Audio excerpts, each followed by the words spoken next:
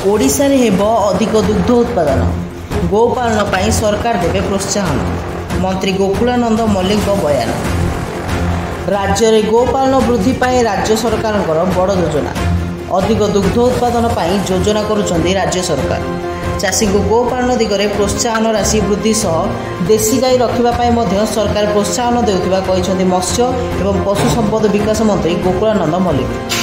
दुग्ध उत्पादन 2000 टन रु 5000 टन को वृद्धि करने सरकार प्रयास कर चाषी को सब्सिडी माध्यम 2टी रु अधिक गाई जोगाई देवा सरकार।